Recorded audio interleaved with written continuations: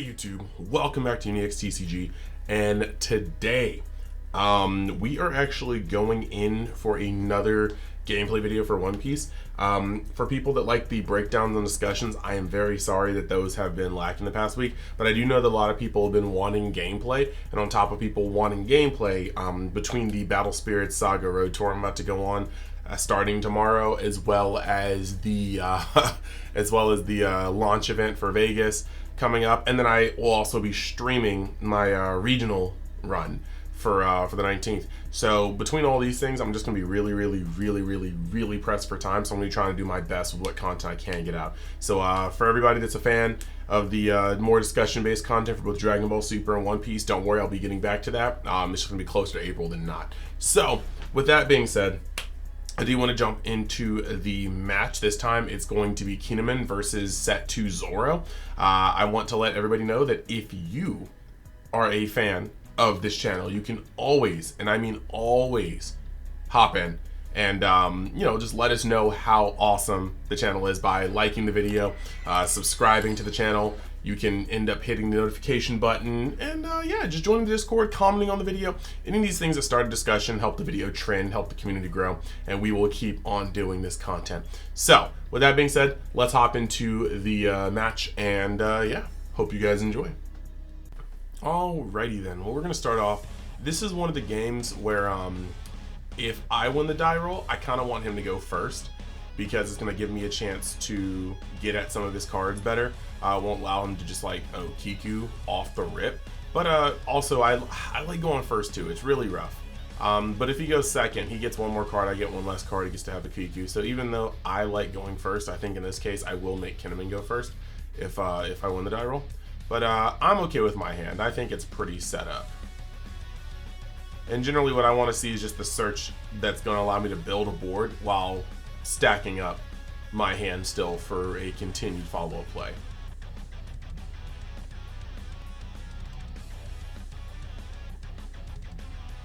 So he's still in the process of shuffling.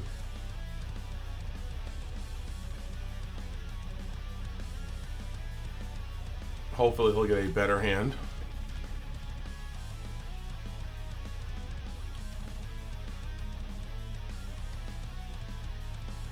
And we are off, setting life.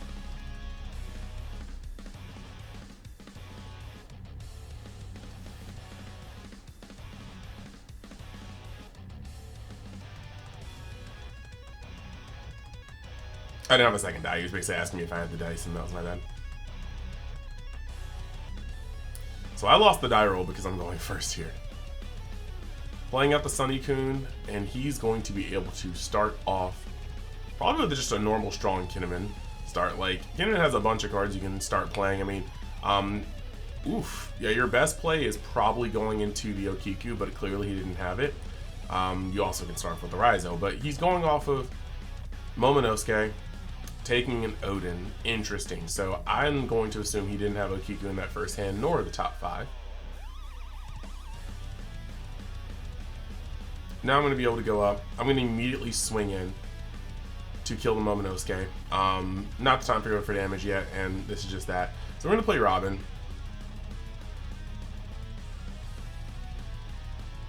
We want to make sure we can control his board as much as possible. There's still a lot of low-cost blocks between the Killers, the Tokis, and the the Killers, the Tokis, and the Beige. He's going to use Kinemon's effect to play Yamato and then swing at Robin. I hard contemplate dropping cards to save it, but a 6k to a 4k, I have to drop a 2k and a 1k. And I only have 4 cards in hand, so I have to drop most of my hand just to stop that, so I decided not. I wanted to keep Robin, but it's just not the move. Altart Dawn looks so clean. I'm not going to front. Glad I got the set of 2. So we're going to end up putting a Dawn under Zoro. And this is going to be the point where we start kind of pushing in. I know what I want to do for this turn. We're going to end up boosting Sunny up. So Sunny's a 7k now. And we'll end up swinging with Sunny.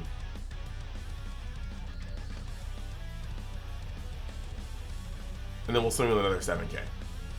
Magic numbers coming off the top for Zoro. This is just kind of what the deck is able to do now. So while he let the first one go through, he's thinking hard about this one. You have to be careful. Like, yeah, you can take damage in the beginning of the game, but you also don't want to put yourself in a position where you're just staring down a field with like 2 life and they've got like 5 swings. So he's having a little hard contemplation on this one. I see the Ezo in his hand, so he's definitely got the ability to stop this. It's a matter if you wanted to give it up. Alright, Ezo on a Toki. Interesting on the Toki because he got rid of that when he has a Yamato on the field, but we'll see. So hitting the Curly to Dawn to be able to not only set up a search, but we got a Nami, so that's actually very good. We're going to be continuing momentum. He's asking a quick question about Machina, on play or activate main, and I was like, activate main. So we're able to end. This is the crucial part about Zoro. Now with the addition of Curly to Dawn, you're able to just have a constant stream. Curly to Dawn can find Nami, Nami can find a Straw Hat, and that right there is going to make 2 attacks the following turn with minimal Dawn investment. Like, you really just have to put 2 Dawn on Nami and 1 Dawn on Curly, and they can go neutral. And they both floated, so you didn't lose any hand doing that. So that's actually pretty wild.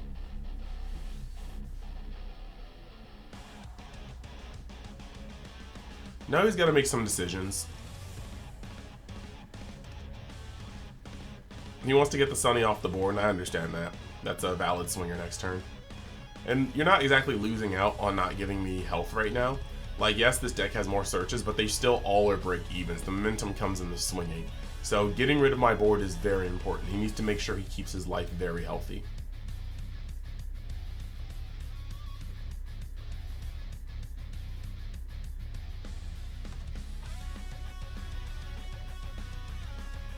Alrighty then.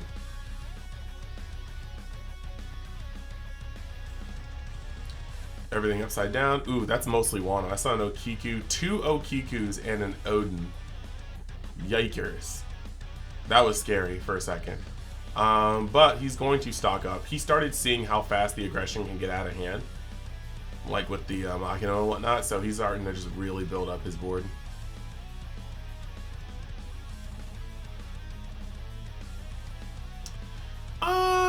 He had activated his main a while ago, but like, this is one of those things where we're just talking through. Like, sometimes you want to make sure, like, there's no reason to add the board. Like, I think he was going to try to counter push me and play the aggressor, but I am the aggressor. He just needs to, I mean, Kinemon isn't as defensive as Kid was, and so it's just like, nah, you still need to play the defender though here. Like, I'm gonna be the aggressor, so I'm just gonna go in to swing on the Bonnie.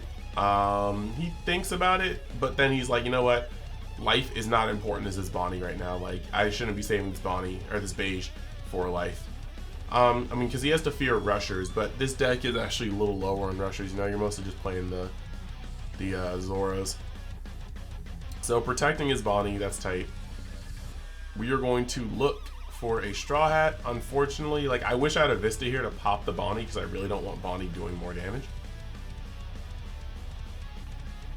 By doing more damage, I mean replenishing his hand. A quick reference to the hand real quick just to see. Sorry for the use of the word quick multiple times, but yeah. We just want to check. So we're going to take the Jet Pistol.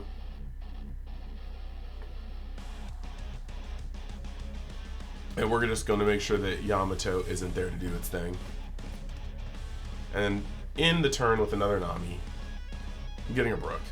Once again, it's all about momentum, and Brook is an excellent momentum play. You're going to be able to play Brook. I wasn't as much of a fan of Brook in set 1, but I do like succumb to its merits now. Like, the ability to play this Brook and make a 3k body that's going to be able to swing for next turn, but while also pumping, is actually very, very good. He's going to use Kinemon's effect.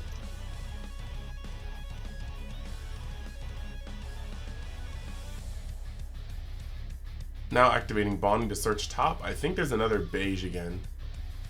He doesn't really have that much of a hand, so it's very vital that he starts like getting cards. Taking the Kid is interesting. Currently in the list we have, we only tech 1 Kid, so it's kind of weird. Like, when you see Kid, you just like, you don't want to just lose it, you know? You don't want to just like waste it because it is a powerful card. But it is kind of rough because you know that if you use Kid once, you would probably never see it again. So now he's going to play an Odin to kind of put the counter pressure on. He's got 4 life, and he may lose some next turn. But he's got to do what he's got to do. So I'm up to 9 Dawn now. It's actually very, very, very not good. We're going to Dawn up and then swing 3k on 1k. Easy peasy. Next, though.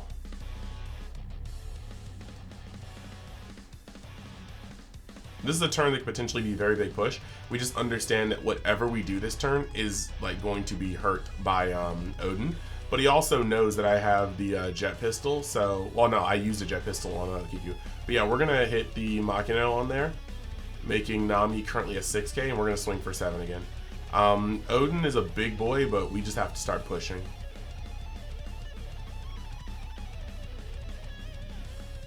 And I know his hand's particularly small, so there's a high chance that this lands, especially while tapped out. And it does. Next, we're going to follow it up with another 7k swing. Just such a good testing number against these 5k leaders. And knowing how small his hand is and seeing like a 7k walk, the chances are like pretty high that this is going to walk the same way. So he drops a killer and an Ezo, just trying to keep his life up. He's understanding the amount of pressure that his deck is putting off, and the fact that I still actually have a fair amount of cards in hand. So we're going to play another 2 for Curly to Dawn.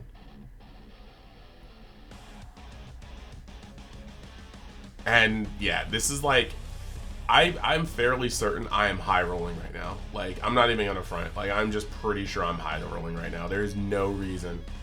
Like, resolving 3 Namis is kind of wild, and we're just speeding through the deck. Kinemon actually has pretty decent matchup versus Zoro. Like, they can go back and forth, but this is definitely a Zoro high roll. And we took a jet pistol off of that one. Wait, did we? Yeah, we were gonna get a Zoro and we took a jet pistol instead. This is likely because I have an Okiku in hand and I want to get rid of the Odin after the following turn. Odin is a massive thorn in my side. But like you can see already, we just right now, we still have 1, 2, we have 3 attacks minimum next turn unless he taps things and destroys them. But he's only got 3 attacks here. So to get rid of my entire board so far, he has to leave like 2 attackers up. And that's just already just crazy. Set 2 is a lot about momentum, and momentum is not on his side at this very moment.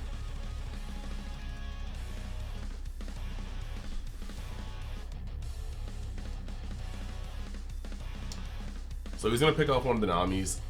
This is just one of those unfortunate parts where he cannot ignore my board, but my life is so high right now. Like, I'm not going to say this is the bad part about One Piece, but sometimes momentum can just start. Like, both players can have swings in tempo, but in a position like this where I just opened the stone cold nuts and proceeded to keep drawing the stone cold nuts, and he did not, this is just a point where we're going to have such a hard snowball.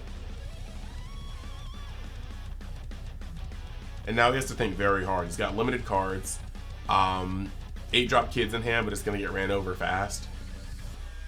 So right now he's just going to try to push my field into the dust.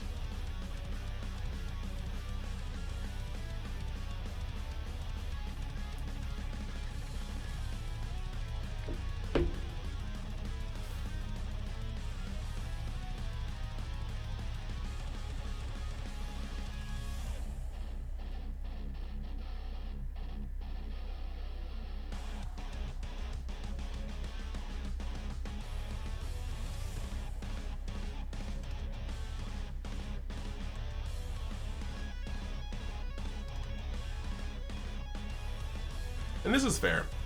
Pushing life right now just gives me more cards in hand and then keeps my board, which will pressure him. So I understand the bit of the need to get rid of my board. Like, now I only have 3 attackers next turn instead of potentially 5 with a Machina to boost. So going after a field instead of life this turn was very, very crucial.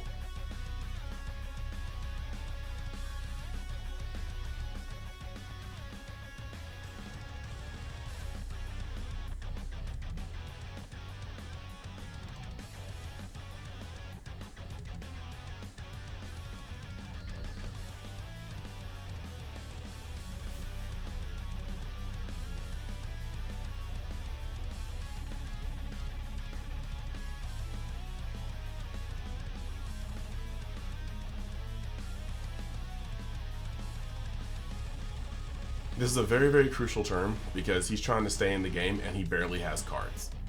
So double Toki.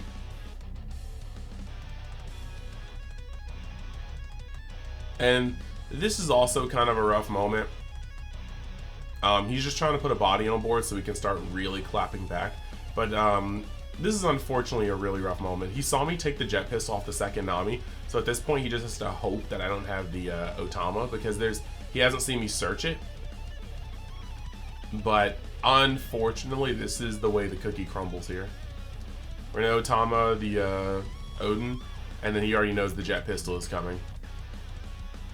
Now, this is one misplay he did. He did not activate Odin's ability to play a card from hand, or from a deck.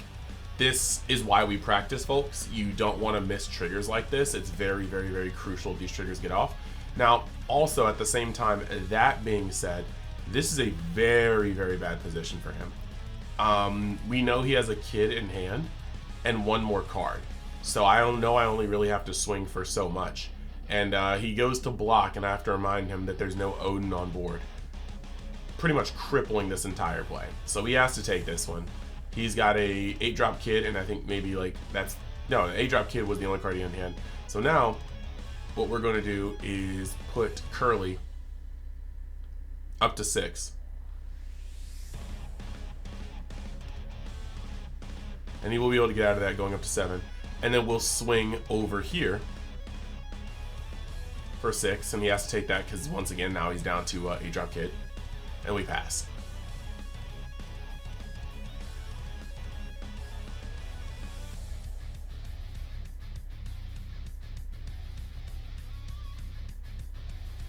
I'm starting to get a little lower on hand, but yeah, he's really out here, like, it's kind of rough.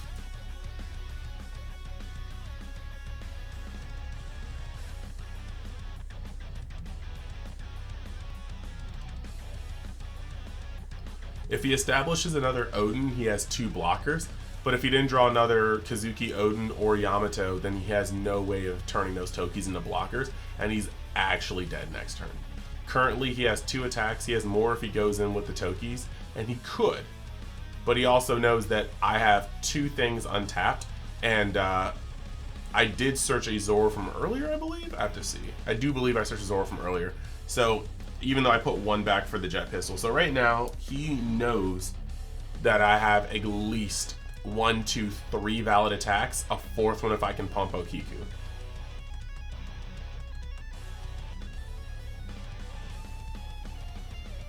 He doesn't want to give me any additional cards, so he just swings on those 2. Ah, Yamato actually getting it in there. That's very good. I should not expect that. That's my bad. I guess I forgot. But I have a Zoro in hand, and he's passing. Well, no, he's not passing me yet.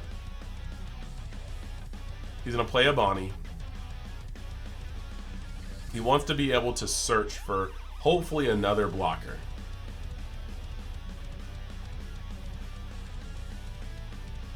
Scratch on a Poo is nice. Yeah, it was very good that he was able to turn on both of those blockers. That was very, very good.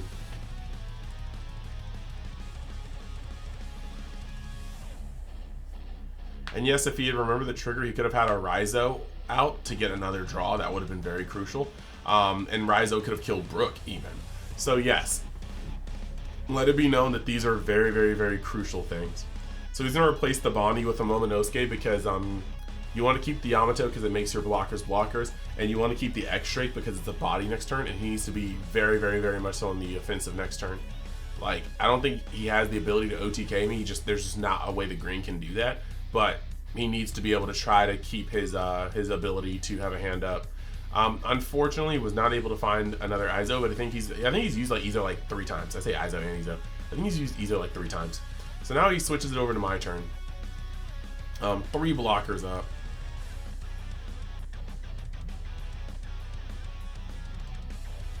We've used 3 Namis. That's insane. We're gonna draw. That was another Zoro. I saw it in my hand. So we top deck another Zoro. This is gonna be a super, super greasy beating. The first thing we're gonna do, trying to map out our Dawn. Be careful about how you do this, because if you map them out in certain ways, your opponent's going to know exactly what you plan on playing. So we just wanted to check, see what we have here.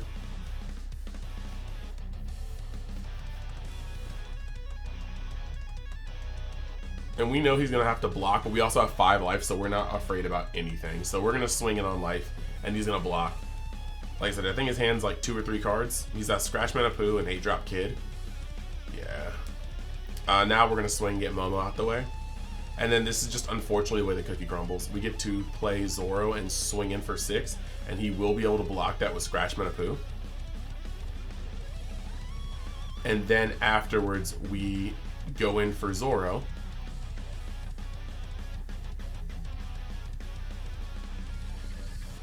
We force him to take that last life, because that puts him in a position where he has to kill me or have a blocker. And then we pass.